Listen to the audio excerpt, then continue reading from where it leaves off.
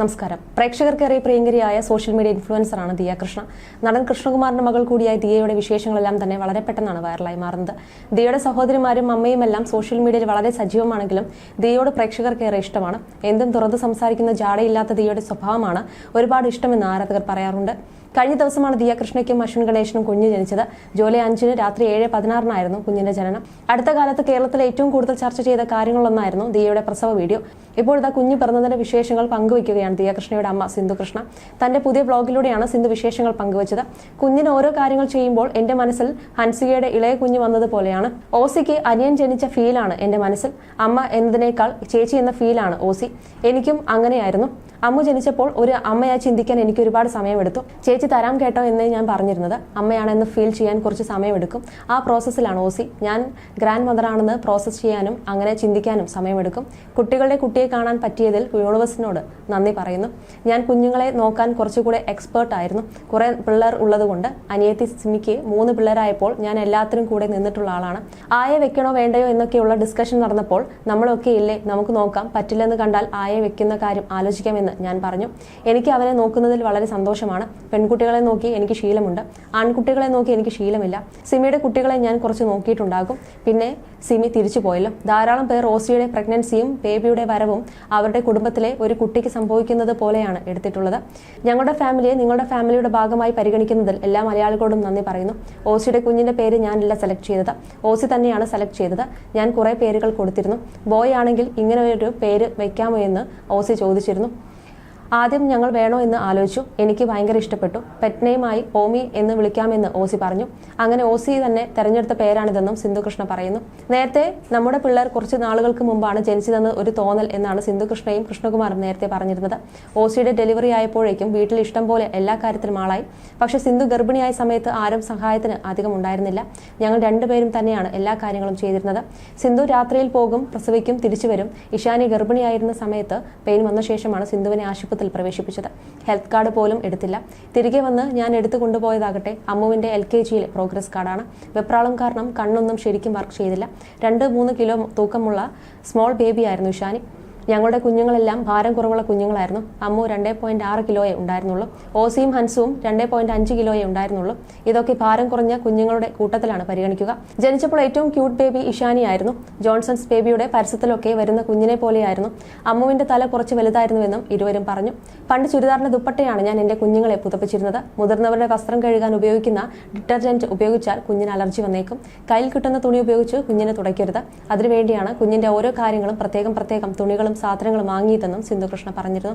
ദിയയുടെ കുഞ്ഞിനെ ധരിപ്പിച്ച് ഫോട്ടോ എടുക്കാനായി ദിയ 26 വർഷം മുമ്പ് ധരിച്ച കുഞ്ഞുങ്ങളുടുപ്പുകൾ സിന്ധു കഴുകി ഉണക്കി എടുത്തു വെച്ചിട്ടുണ്ട്.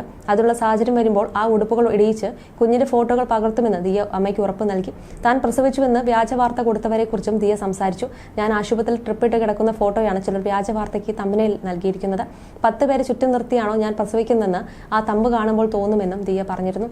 ലേബർ റൂമിൽ ദിയയ്ക്ക് വീട്ടുകാരുടെ സാമീപ്യം ലഭിച്ചത് പലരും ചൂണ്ടിക്കാട്ടുന്നുണ്ട്. പല സ്ത്രീകൾക്കും ഇത് ലഭിച്ചിട്ടില്ല.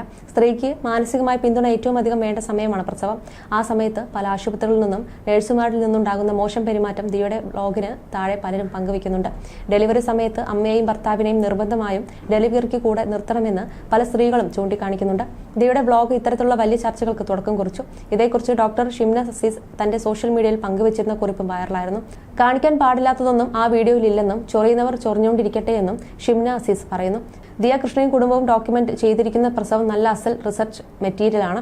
ഡോക്ടർമാർക്കിടയിൽ ഗൈനക്കോളജി ഒരു ചോരക്കളിയാണ് എന്നർത്ഥം വരുന്നൊരു ചൊല്ല് തന്നെയുണ്ട്. ചോരയും ശ്രമങ്ങളും ഒന്നും ക്യാമറയ്ക്ക് മുന്നിലേക്ക് കൊണ്ടുവരാതെ സുന്ദരിയായ ഒരുങ്ങിയ പുതപ്പുകൾക്കുള്ളിൽ അശ്വിന്റെ കൈ പിടിച്ചു കിടന്ന് പങ്കാളിയുടെ തലോടലേറ്റ് അമ്മയോട് എനിക്ക് പേടിയാകുന്നമ്മ എന്ന് പറഞ്ഞ് കരഞ്ഞുകൊണ്ട് സഹോദരിമാർക്കിടയിലെ സുരക്ഷ അനുഭവിച്ച് നിലവാരമുള്ള മെഡിക്കൽ സൂപ്പർവിഷൻ നൊന്ത് പ്രസവിച്ചൊരു ഭാഗ്യം ചെയ്ത പെണ്ണ്.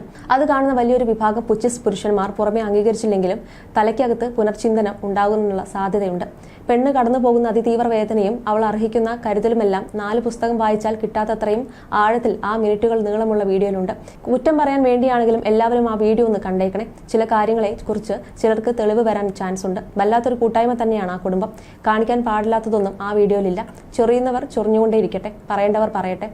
ഇരുട്ടറയിൽ പേടിച്ച 2 ജീവൻ പോകുന്ന വേദനയും സഹിച്ച് പലപ്പോഴും തനിക്ക് എന്താണ് സംഭവിക്കുന്നതെന്ന് പോലും മനസ്സിലാവാതെ ഒറ്റപ്പെട്ട് വിയർത്ത് നൊന്ത് കിടക്കുന്നതിലും എത്രയോ നല്ലതാണ് ഈ സ്നേഹത്തിന്റെ ചൂടുള്ള അനുഭവം. ഫൈനൽ MBBSന്റെ ഗൈനക്കോളജി പോസ്റ്റിംഗിനിടയ്ക്ക് തന്നെ കൂട്ടുകാരോടൊപ്പം ഓപ്പറേഷൻ തിയേറ്ററിൽ കയറി ചിരിച്ചു കളിച്ച് ടേബിളിൽ കിടന്ന് ഡിപ്പാർട്ട്മെന്റ് ഹെഡ് സിസേറിയൻ ചെയ്ത ഒരു മനസ്സിന് കുളിരുള്ള അനുഭവം ഇവിടെയുമുണ്ട്. ഒരു തരി ആദിയോ ആശങ്കയോ പേരിന് പോലും ഉണ്ടായിരുന്നില്ല. മറുവശത്ത് മെഡിസിന് ചേരും മുന്നേയുള്ള ആദ്യ പ്രസവത്തിൽ 22-ാം വയസ്സിൽ 11 മണിക്കൂർ ലേബർ റൂമിൽ വേദന സഹിച്ച് കിടക്കേണ്ടി വന്നു. പ്രസവം പുരോഗമിക്കാനുള്ള രീതിയിലല്ല കുഞ്ഞിന്റെ തലയും എന്റെ ഇടുപ്പും തമ്മിലുള്ള അനുപാതം എന്ന കാരണത്താൽ സിസേറിയൻ വേണ്ടി വന്നേക്കാമെന്ന സൂചന ഡോക്ടർ മുൻകൂട്ടി പറഞ്ഞിരുന്നു. വളരെ ദയയുള്ള ഒരു സ്ത്രീയായിരുന്നു അവർ. അന്ന് പോകെ പോകെ കുഞ്ഞിന്റെ അനക്കം കുറയുന്നത് പോലെ തോന്നി. എമർജൻസി സിസേറിയനിൽ കാര്യങ്ങൾ എത്തിച്ചേരുകയായിരുന്നു. ലേബർ റൂമിൽ കിടക്കുമ്പോൾ ഡോക്ടർ OP തിരക്കുകളായിരുന്ന നേരത്ത് മനുഷ്യപ്പറ്റില്ലാത്ത സിസ്റ്റർമാരുടെ ചീത്ത വിളി കേട്ട് മനസ്സ് തളർന്നു പോയിട്ടുണ്ട്. അതൊന്നും ഓർക്കാൻ പോലും താല്പര്യമില്ല. ആ സ്റ്റാഫിനെതിരെ അന്ന് പരാതി എഴുതി അയച്ചിരുന്നു. ഹോസ്പിറ്റലിൽ അന്ന് ആ സ്റ്റാഫിനെതിരെ നടപടിയെടുത്തിരുന്നതായും അറിയാം. 2 രീതിയും തമ്മിലുള്ള വ്യത്യാസത്തെക്കുറിച്ചുള്ള നേരനുഭവമുണ്ട്. ദിയ ഒരുപാട് ഭാഗ്യം ചെയ്തവളാണ്. ഇനി ഒരുപാട് പെൺകുട്ടികൾക്ക് ആശ്വാസത്തോടെ ആ വേദന അറിയാൻ അവർ കാരണമാകട്ടെ. പതിറ്റാണ്ടുകൾക്ക് ശേഷം ആ കുടുംബത്തിലേക്ക് പിറന്നു വീണ ആണൊരുത്തൻ നിയോമിന് എല്ലാ സന്തോഷങ്ങളും ഉണ്ടാവട്ടെ. ദിയയ്ക്കും കുടുംബത്തിനും നന്മകൾ വർഷിക്കട്ടെ.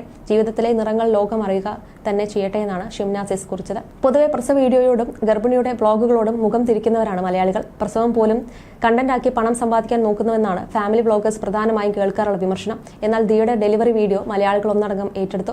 പുരുഷന്മാർ നിർബന്ധമായും കണ്ടിരിക്കേണ്ട വീഡിയോയാണ് ദിയയുടെ ഡെലിവറി വീഡിയോ എന്നാണ് പ്രതികരണങ്ങൾ. പ്രസവ സമയത്ത് ഒരു സ്ത്രീ എത്രമാത്രം വേദന അനുഭവിക്കുന്നുവെന്ന് മനസ്സിലാക്കാനും സ്ത്രീയെ അടുത്തറിയാനും ദിയയുടെ വീഡിയോ സഹായിക്കുമെന്നും ചിലർ പ്രതികരിച്ചു.